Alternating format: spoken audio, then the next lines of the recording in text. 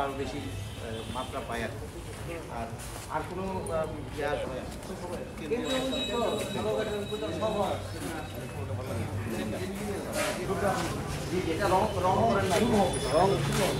Mymensingh battalion 19 BGB এর পক্ষ থেকে অধিনায়ক বলছি এবং আমি আপনাদের জানাতে চাই যে সনাতন ধর্মাবলম্বীদের সর্বোচ্চ এবং সবচেয়ে বড় উৎসব যেটা শারদীয় দুর্গাপূজা, এই দুর্গাপূজা শান্তিপূর্ণ ও নির্বিঘ্নে উদযাপন নিশ্চিত করতে ময়মনসিংহ এবং শেরপুর জেলার সীমান্ত এলাকার কঠোর নিরাপত্তা প্রদানের জন্য আমাদের ব্যাটালিয়ন আজ 24 সেপ্টেম্বর 2025 তারিখ থেকে 10 প্লাটুন বিজিবি মোতায়েন করেছে এবং আমাদের ময়মনসিংহ বান্ডেল থাকলে প্রতি সেনমানিতে টাকা বাঁচবে। বিকাশ সেনমানি বান্ডেল কিনে জিতুন প্রতি লেনদেনে। সদরে 2 প্লাটুন সদস্য আমাদের রিজার্ভ আছে স্ট্রাইকিং ফোর্স হিসেবে কাজ করার জন্য। এই এলাকায় সীমান্তবর্তী অঞ্চলে 8 কিলোমিটারের মধ্যে আমাদের সর্বমোট 20টি পূজা মণ্ডপ আমরা আমাদের আওতাধীন রয়েছে। এই 8 কিলোমিটারের মধ্যে সীমান্তরক্ষী বাহিনী 10টি প্লাটুন মোতায়েন করেছে এবং এই প্লাটুনগুলো সার্বক্ষণিক গত 5 দিন আগ থেকেই বিভিন্ন পূজা মণ্ডপের সভাপতিদের সাথে যোগাযোগ করে সেখানকার নিরাপত্তা বিষয়ে সেখানকার সিসিটিভি ক্যামেরা এবং সেই জায়গাগুলোতে আনসার সদস্যের অবস্থান, স্বেচ্ছাসেবীদের অবস্থান এবং সবার সাথে একটা সমন্বয়ের মাধ্যমে আমরা এই পুজোকে কেন্দ্র করে যে নিরাপত্তা ব্যবস্থা এটা নিশ্চিত করার চেষ্টা করছি। এই ধারাবাহিকতায় আজকে আমাদের ডিপ্লয়মেন্ট বা মোতায়েন সম্পন্ন হয়েছে এবং শুরু হয়েছে এবং এটা শেষ হবে আগামী 2 অক্টোবর আপনাদের এই পূজার যে আমাদের প্রতিমা বিসর্জন হবে তার মাধ্যমে। আমরা আশা করছি এবং আমরা জানি যে এই এলাকার বান্ডেল থাকলে প্রতি সেনমানিতে টাকা বাঁচবে। বিকাশ সেনমানি বান্ডেল কিনে জিতুন প্রতি লেনদেনে। মানুষ অনেক আগ থেকে এই ময়মনসিংহ শেরপুর এলাকার মানুষ পাশাপাশি বসবাস করছেন, বিভিন্ন ধর্মাবলম্বী এবং খুবই সুন্দর সম্পর্ক এবং আমরা চাই এই সম্পর্কটা সুন্দর থাকুক এবং সুন্দরভাবে হোক।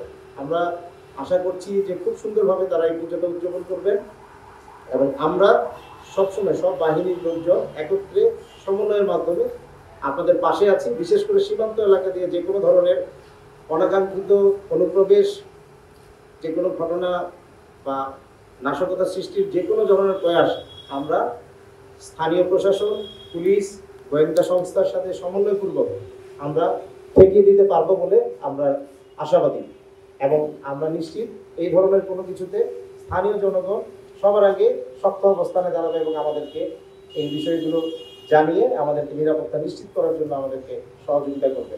আমি সবার সাথে কথা বললাম অত্যন্ত আন্তরিকভাবে। ওনারা বলেছেন যে এই পর্যন্ত কখনোই এই এলাকায় কোনো ধরনের দুর্ঘটনা হয়নি এবং ওনারা চান যে এইবারও যাতে সুন্দরভাবে হয় এবং ওনারা আশাবাদী।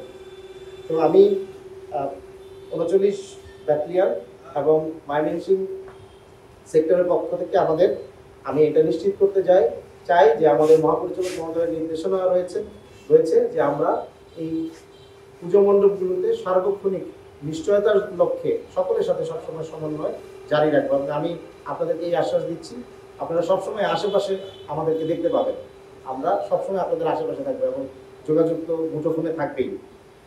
তো এই বলে আমি আমার বক্তব্য শেষ করছি এবং আমি আরও অনুরোধ করবো আমাদের সাংবাদিক ভাইদের। আমি জানি যে সাংবাদিকরা ওনাদের কাছে সবার আগে তথ্য চলে আসে, সবাই ওনাদেরকে কতটুকু বিশ্বাস ভরসা করেন। তো আমি আপনাদেরকেও অনুরোধ করব, আপনাদের কাছেও যদি কোনো ধরনের তথ্য থাকে অনুগ্রহ করে আমাদের সাথে শেয়ার করবেন। আমাদের ময়মনসিংহ সদরে আমাদের একটা মনিটরিং সেন্টার আমরা ওপেন করেছি। ওই মনিটরিং সেন্টারের নাম্বারটা আমি আপনাকে দিয়ে দিব। আপনাদেরকে যে কোনো সময় যে কোনো ধরনের পরিস্থিতি আমাদের সাথে শেয়ার করলে আমরা ব্যক্তিগতভাবে আমাদের ফোর্স হোক অন্যান্য ফোর্সের সাথে সমন্বয় করে হোক আমরা ওই ইস্যুটা আমরা নোটিস করার চেষ্টা করব। 4-5 দিন আগে থেকে ওনারা ভিজিট করেছেন। সার্বক্ষণিক প্রশাসন আমাদের সাথে সার্বক্ষণিক ডিসিগুলোদের সাথে মিটিং হয়েছে, এসপিওদের সাথে মিটিং হয়েছে, উপজেলা নির্বাহী অফিসারের সাথে মিটিং হয়েছে, এএসপি সার্কেল কোর্টের পুলিশ প্রশাসনের সাথে মিটিং হয়েছে। নিরাপত্তার বিষয়টাকে সর্বোচ্চ গুরুত্ব দিন। সালুয়াঘাটে অতীতে বিগত আমার জন্মের পর থেকে দুর্গাপূজা নিয়ে আজ পর্যন্ত কোনো ঘটনা ঘটে নাই। আশা করি এই বছরও হবে না, ভবিষ্যতেও হবে না।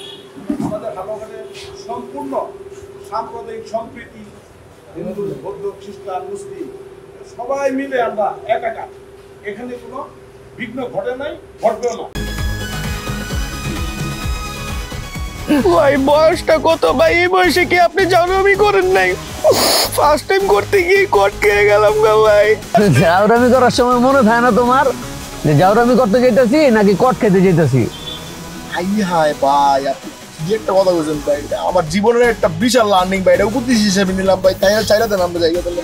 শোনো ভাইয়া, তোমার একটা কথা কই, সব কার্ডই তোমার এনজয়ের জায়গা লয়ে যাবো না, কিছু কিছু কার্ড এমন মাইন্ডটা কিবা লয়ে যাবো। আরে আরে টের পাইতে দিব ভাই, কি হইলো আমার লোকে? এই কি পাইলাম আমাকে দুইটাতে? দুইটা মোবাইল, আর মোবাইলে কত টাকা? ৬,০০০। এদিকে পুষবো রামগো?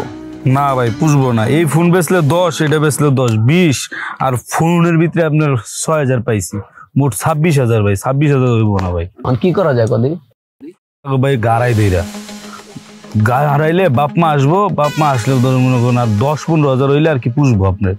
একটা ভালো আইডিয়া দিছিস রে, কি রে কি কর? ভালো আইডিয়া না ভাই, বাইকতে বন্ধন যাবো না কোনো ভাবে ভাই, বাইকতে বন্ধই দাম যেত না ভাই, ফোন দিলে মাইরেই লেবো, এনেও মাইরে লাইছে, বলতাছি না কি করব। শোন, তোরা বসছিস কি বিপদে, এমন বিপদে তোর বাপ মা ছাড়া আর কেউ এই দুনিয়াতে তোর সাহায্য করবো না, বুঝিস তাই? না ভাই, আপনি আছেন বুঝার ভাই, ভাই আপনি বাইকতে ফোন দিলে আপনার আমার মাইরে লেবেন, এই কষ্ট আপনার করা লাগতো না, বাপ মাই আমার মাইরে লেবো ভাই।